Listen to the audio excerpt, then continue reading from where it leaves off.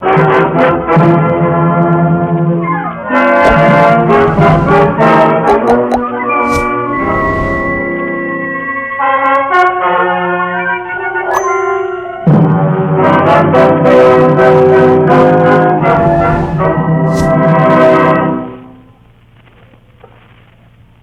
não acredita no sobrenatural? Então ouça.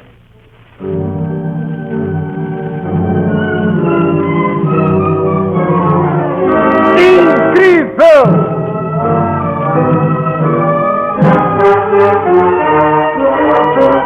Fantástico!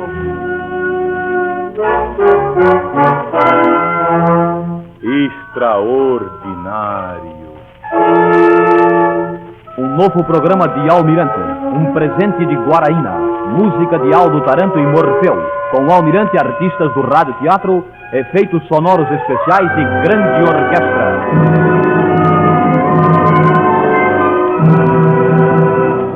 Boa noite, ouvinte de todo o Brasil.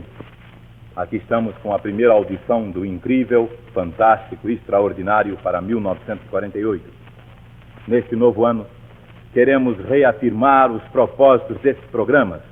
Queremos que todos se lembrem de que aqui não tomamos nenhum partido, não nos batemos por esta ou aquela crença ou tendência ideológica. Os fenômenos sobrenaturais, ou aparentemente sobrenaturais, merecem uma atenção especial. Cabe aos metafísicos o estudo desses problemas que envolvem questões particulares de crenças, tendências e disposições espirituais transcendentes. Nós aqui não enveredamos por nenhum desses terrenos. Limitamos-nos ao nosso papel de simples narradores, passando para uns ouvintes exatamente o que recebemos de outros. Acreditamos piamente na sinceridade e na honestidade dos ouvintes que nos escrevem, e para que todos compartilhem de nossa confiança, citamos sempre o nome e o endereço dos remetentes e ainda, sempre que possível, todos os elementos que possam servir para a comprovação dos fatos. Temos hoje para vocês 4 histórias diversas e estranhas. A do cachorro que falou, a do defunto que respondia às perguntas, a profecia do escravo Tião e a do homem que viu e conversou com o fantasma do amigo vivo. Você, ouvinte, tem entre os seus momentos de prazer aquele em que se senta junto ao seu rádio para ouvir histórias incríveis, fantásticas, extraordinárias. Se um dia uma dor de cabeça, de dente ou de ouvido impedir você de ter esse prazer, lembre-se de Guaraína. Guaraína corta rapidamente qualquer dor sem atacar o coração. Guaraína. Comecemos hoje pelo impressionante caso da Sexta-feira da Paixão.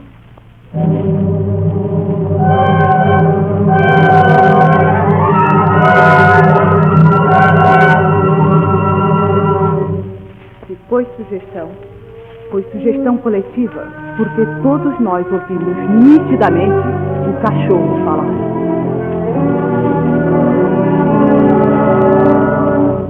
Por mais inverossímil que pareça esse fato, ele realmente aconteceu, segundo nos afirma em carta a ouvinte Elza Lacerda, moradora no bairro de Maria da Graça, a rua Rezende Costa, em número que ela pede que não seja citado. Ela dá inúmeros detalhes que provam a veracidade do caso. Diz que o fato sucedeu em Campo Grande, no lugar denominado Carapiá, onde ainda moram 3 tios seus. Como testemunha principal, ela indica a senhora sua mãe, Dona Carmen, residente à Rua General Caldwell 265. Vamos, entretanto, deixar que fale a carta da ouvinte.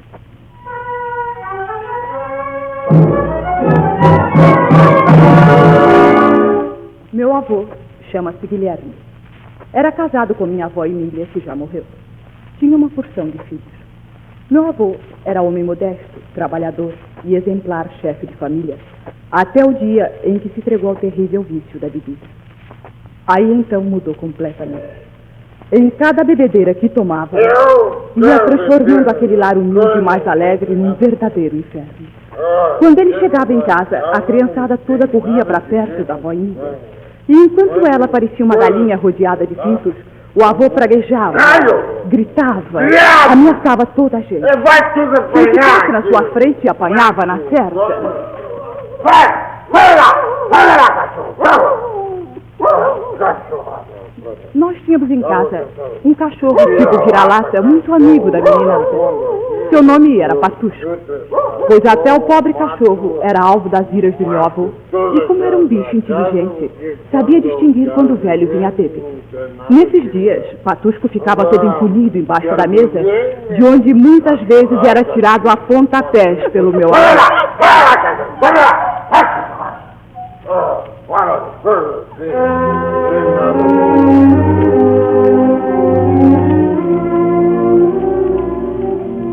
Certo dia, lembro-me bem, era uma sexta-feira da paixão. Meu avô chegou em casa mais bêbado do que nunca. Esse diabo é um inferno! Eu mato essa mulher que torço. Entrou xingando minha avó, as crianças, ameaçando todo mundo. Eu acabo com essa família toda. Era uma tristeza aquele espetáculo naquele dia santo. Ai, que me parta! Sexta-feira da paixão. Carregue tudo. Lembro-me bem. Estava um dia lindo. O sol estava de rachar. Patusco, que logo pressentiu a tempestade, deitou-se embaixo da mesa onde se escolhia cada vez que meu avô passava por perto, na sua fúria de alucinado, ameaçando tudo e todos. Mato-se! Mato todo mundo! Mato! Como acontece com certos bêbados, cuja excitação aumenta quando não são contrariados, quando percebem que todos se amedrontam com sua fúria, meu avô naquele dia foi se exaltando mais e mais. E quando ninguém mais tinha esperanças de se salvar da pancadaria que seria distribuída infalivelmente dali a pouco, um fato surpreendente chamou a atenção de todos. Patusco resolutamente levantou-se, saiu de debaixo da mesa, caminhou até o meio da sala em direção ao meu desvairado avô. Havia o que quer que fosse de impressionante e dominador na sua atitude, tanto que até meu avô, na sua inconsciência, parou de praguejar. E por incrível que pareça, e eu só de contar isso até hoje me arrepio toda, o nosso cachorro, erecto nas suas perninhas, levantou a cabeça, olhando firmemente para meu avô, abriu a boca e se foi sugestão coletiva, porque todos nós ouvimos nitidamente o cachorro falar. Uma voz rouca, impressionante, pausada, em toda censura amarga, disse claramente estas duas palavras. Até hoje. Pode quem quiser dizer que tudo foi impressão. Mas como explicar que todos, minha avó, minha mãe, 3 tios e 3 tias que ali se achavam, tivessem todos entendido perfeitamente aquelas duas palavras, cujas sílabas todos viram, fizeram o focinho do cachorro mover-se numa articulação tão semelhante a uma boca humana? Até hoje. Pode quem quiser dizer que tudo foi impressão nossa. Mas quem é que explica como foi que meu avô, naquele estado em que estava, também tivesse compreendido a misteriosa censura? Sim, porque meu avô, incapaz de atender a qualquer advertência ou conselho, logo que o cachorro adiantou-se em sua direção, ficou imobilizado no mesmo lugar. E ao ouvir aquelas duas palavras, esbugalhou os olhos e caiu para trás sem sentidos.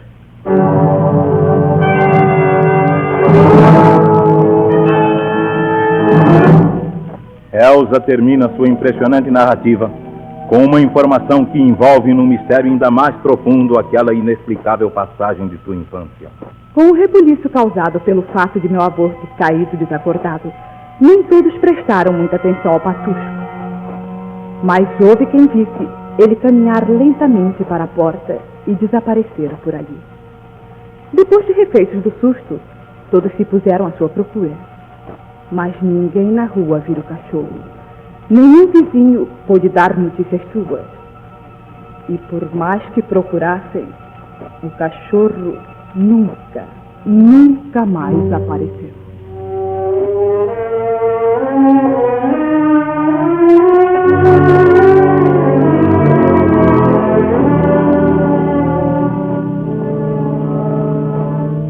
Uma dor nunca é um caso de sugestão coletiva.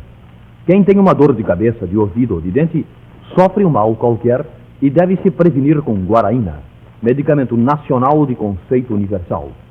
Guaraína age rapidamente. Guaraína. E ouçam agora a história do defunto que falava dentro do cemitério.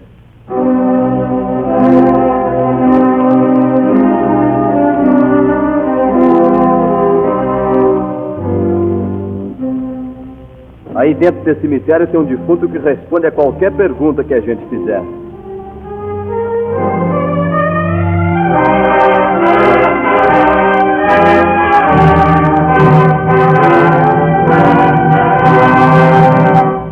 Quem primeiro me deu essa notícia espantosa foi o Dr. Jaci Campos Neto, médico, meu amigo, em cujo automóvel eu costumava viajar do município de Catalão, em Goiás, até a cidade de Araguari, no Triângulo Mineiro.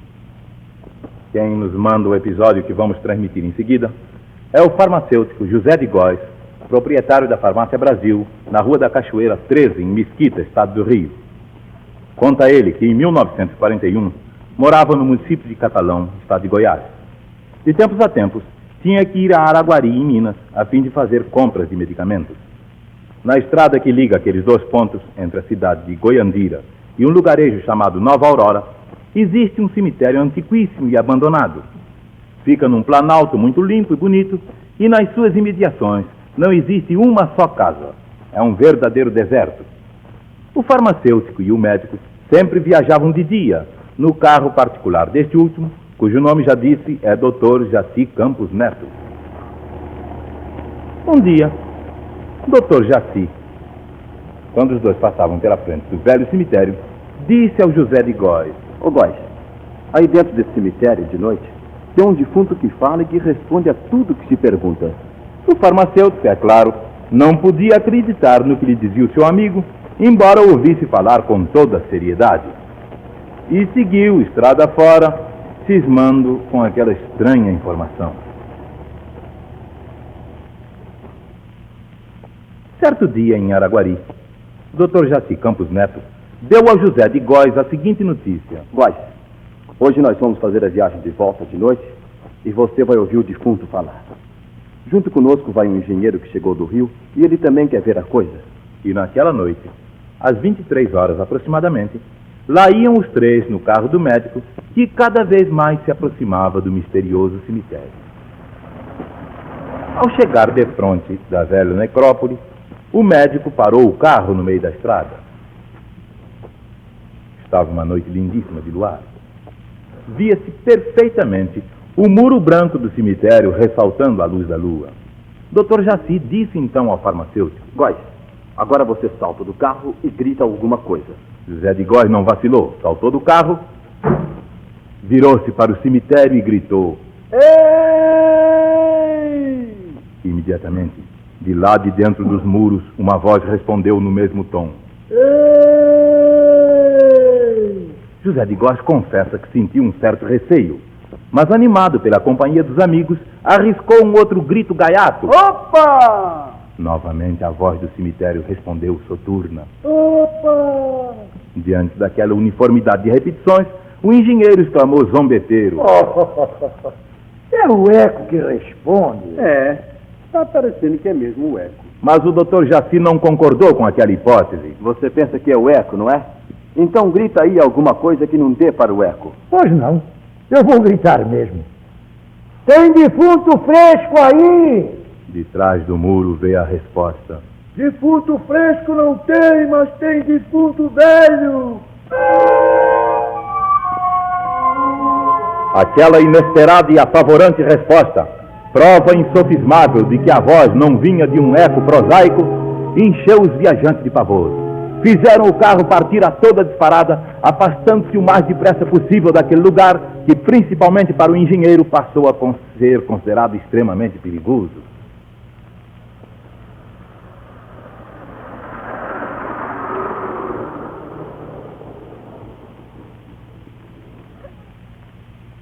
O farmacêutico nunca mais tirou da cabeça aqueles momentos sinistros.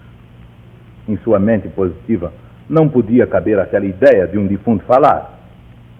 Que alguém permanecesse constantemente ali naquele cemitério longínquo e abandonado, com o fito único de espantar os viajantes, também não lhe parecia cabível. Principalmente porque, fosse o que fosse, só falava, só respondia quando alguém se lembrava de gritar ali ou fazer perguntas. Um dia, por acaso, alguém lhe revelou todo o segredo. Segredo que o Dr. Jaci Campos Neto já conhecia de há muito e do qual se aproveitava para observar as reações daqueles que ele mesmo levava para assistir àquele fenômeno estupefaciante. seu José não sabe o que é aquilo, não? Foi um velho que morreu e foi enterrado naquele cemitério. Ele tinha um filho já homem que ficou maluco e deu para ir dormir lá no cemitério junto da sepultura do pai.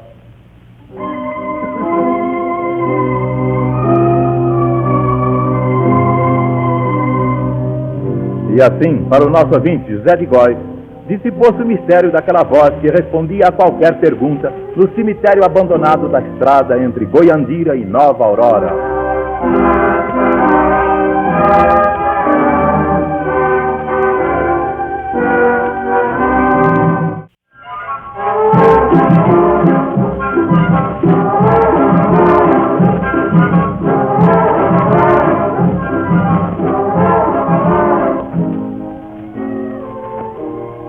O senhor vai ver como o corpo do nego velho é levezinho quando o senhor me carregar pro cemitério.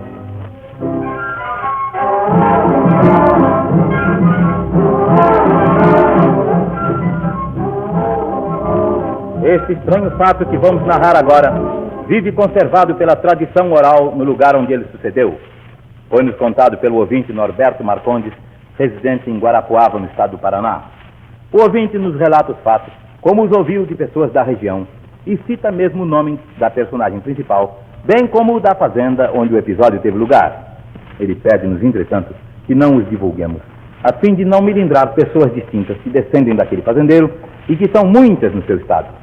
É pena, porque quantos mais detalhes nesses programas, melhor para termos a confiança dos nossos ouvintes. A história é a seguinte: passou-se ainda no tempo da escravidão. Certo homem possuía na sua fazenda inúmeros cativos, e entre eles um já muito velho, muito serviçal, que atendia pela alcunha de Tião. Certa vez, estava o Tião, por ordem de seu amo, trabalhando num ponto distante da casa da fazenda, puxando pedras para a construção de uma taipa, quando seu senhor resolveu chamá-lo para um outro serviço qualquer. Fez soar a buzina, instrumento de chifre muito usado para chamar os escravos nas fazendas. Como o negro demorasse muito, tocou outra vez.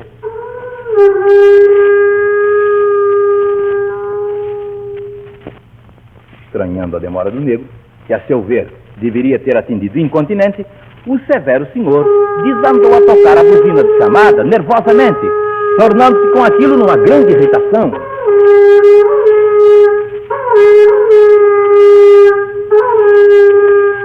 Por fim, no auge do furor, pegou o relho, montou a cavalo e tocou para onde se achava o velho escravo trabalhando.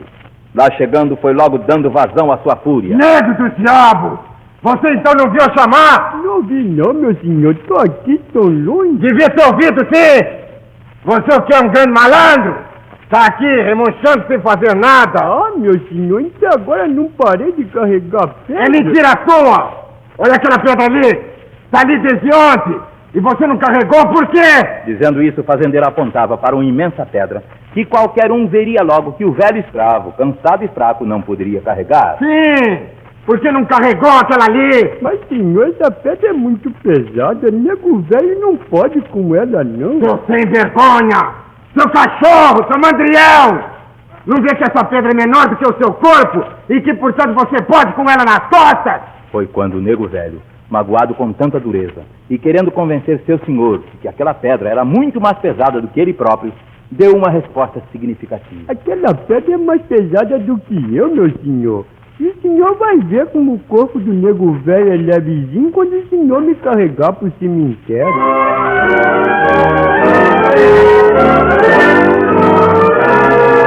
Aquela resposta audaciosa valeu-lhe umas chibatadas, e o malvado fazendeiro ainda fez com que ele caminhasse atropeladamente à frente de seu animal, levando-o até uma porteira que havia perto da casa da fazenda. E ali ordenou-lhe: agora vá correndo lá no paiol e me traga um martelo e um prego grande. Não tardou que o negro fosse e voltasse com os objetos pedidos.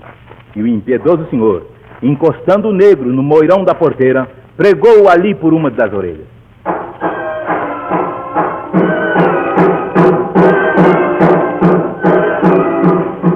Dali seguiu para casa, e na varanda fez soar a buzina para chamar escravo.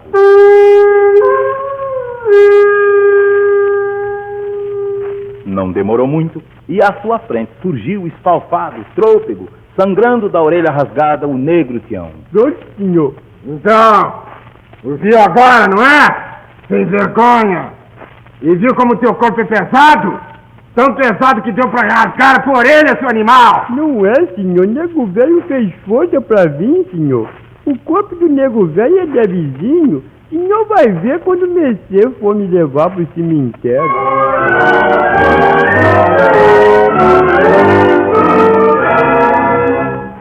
Passaram-se os tempos. Já o fazendeiro, de coração empedernido, nem mais se lembrava do estranho vaticínio do negro. E eis que um dia, os outros escravos lhe foram levar a notícia da morte do Tião. A reação do malvado homem foi a mais rude. Então agarrem logo aquele negro e carreguem ele pro cemitério antes que ele desprenda mau cheiro.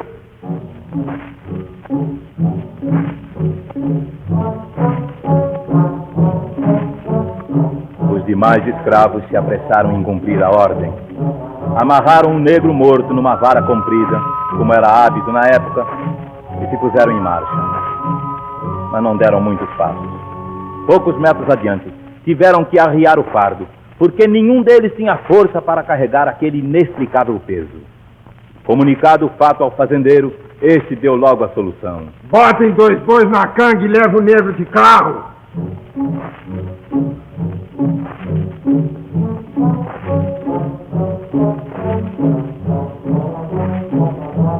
E o carro partiu gemendo sob um peso incompreensível.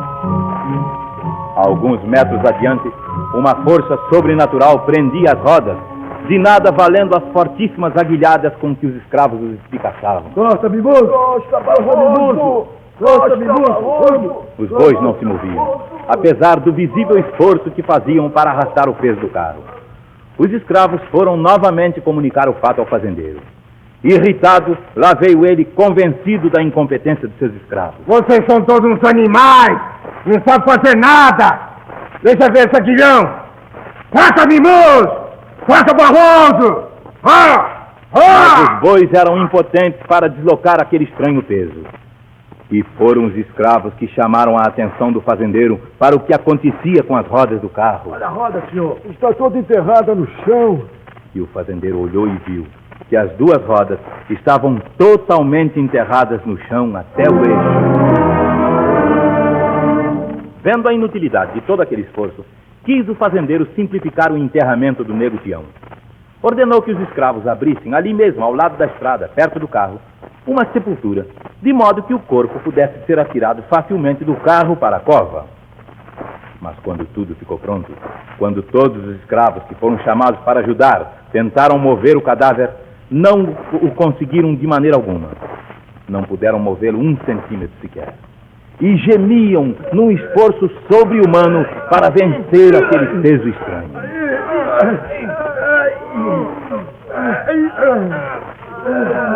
Convencido da ineficácia de seus escravos e no intuito de lhes dar uma lição superior, o fazendeiro, blasfemando, aproximou-se. Vocês são todos uns idiotas! Não sabem fazer nada! Sai daí! Sai daí! Deixe que eu pegue isso sozinho! Diante o espanto de seus escravos, o fazendeiro, pegando de leve uma das pontas da vara em que se achava amarrado o velho escravo, levantou facilmente o seu cadáver e o colocou sem esforço na cova, onde o negro Tião repousou com uma fisionomia em que mostrava um estranho sorriso. E só então, com uma contração de susto, lembrou-se o mau fazendeiro do aviso que 2 vezes lhe dera o escravo Tião. O senhor vai ver como o corpo de um nego velho é levezinho quando o senhor me carregar pro cemitério.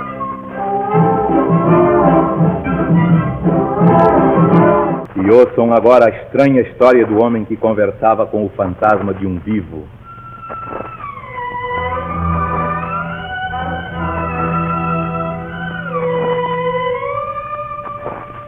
Todas as noites aquele vulto entrava no meu quarto, sem abrir a porta ou a janela, e conversava comigo.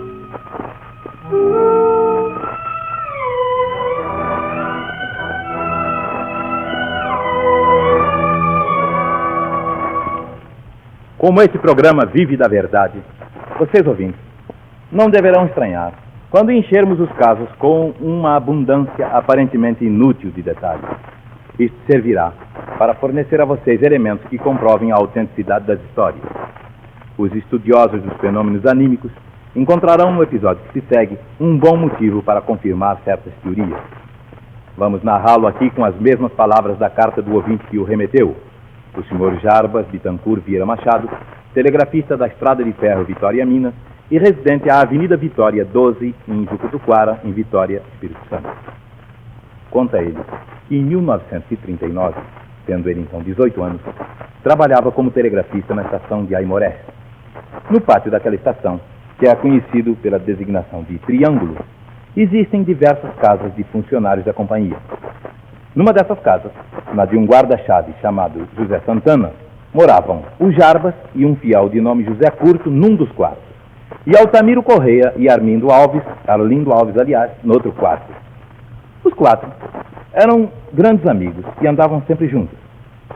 Certo dia, o fiel Jorge Curto arranjou uma namorada. Hoje é a sua esposa, chama-se Abigail, e na intimidade é tratada, e era naquele tempo também tratada por Biga, diminutivo ou resumo de seu nome Abigail. Jarbas, Altamiro e Arlindo faziam muito gosto em que o Jorge se encontrasse com a sua pequena, mesmo que isso desfizesse o grupinho amigo.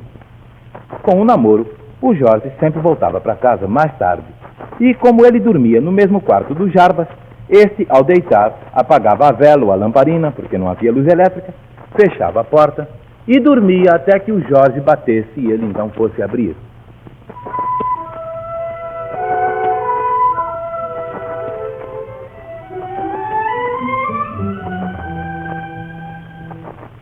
Uma noite, depois da luz apagada e com a janela e a porta fechadas, Jarbas estava deitado, mas acordado, quando viu nitidamente uma luminosidade para o lado da janela. E naquela claridade viu o seu colega Jorge, tal como ele estava vestido naquele dia. No momento pensou que a janela estivesse aberta e falou: Entra, Jorge, que você quer me meter medo, mas eu sei que é você. Logo tudo voltou ao normal. O vulto e a claridade desapareceram rapidamente. 10 minutos depois, Jorge batia a porta vindo da rua. Quando entrou, Jarbas contou-lhe o que vira, o que encheu o outro de espanto. Algumas noites depois repetiu-se a mesma cena. A imagem apareceu e desapareceu logo em seguida. Em noite posterior, com a janela e a porta fechadas, Jarbas viu entrar o seu amigo. Viu quando ele se encaminhou calma e naturalmente para a cama onde ele estava deitado. Sentou-se na beira da cama e, apoiando uma das mãos no corpo do Jarbas, disse essas palavras: Jardim, consegui falar hoje com a Biga, sabe? Ah, foi, é? Espera aí um pouco que eu vou acender a luz. E Jarbas levantou-se, riscou um fósforo e acendeu a luz. Mas quando olhou, não tinha ninguém no seu quarto. Que ele não estava dormindo e que não foi só a sua voz que soou naquele quarto, ele teve a prova na pergunta que naquele momento, lá do quarto pegado, seu colega Altamiro lhe fez. Jarbim, com quem você está conversando aí? Encerrando sua carta, o ouvinte Jarbas Bittencourt Vieira Machado disse: Contado, isso parece até um pesadelo. Mas eu garanto que todas as vezes que Jorge entrava no quarto, eu me achava acordado.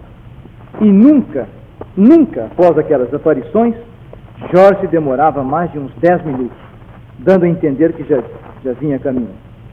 Mas o que eu garanto é que todas as noites o vulto de Jorge entrava no quarto, sem abrir a porta ou a janela, e conversava comigo.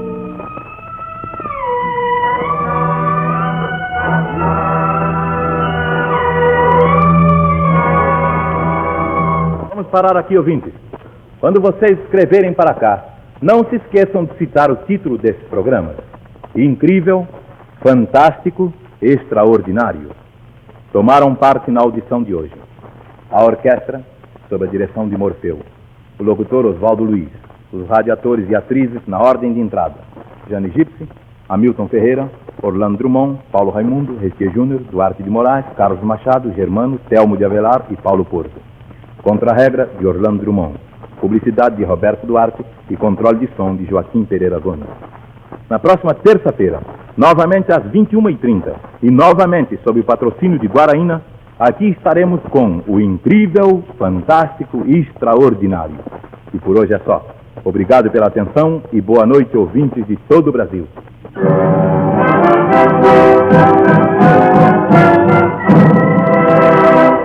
Ouvem a Rádio Tupi do Rio de Janeiro, PR e G3, simultaneamente com a ZYC8, ondas curtas da Rádio Tamoio do Brasil.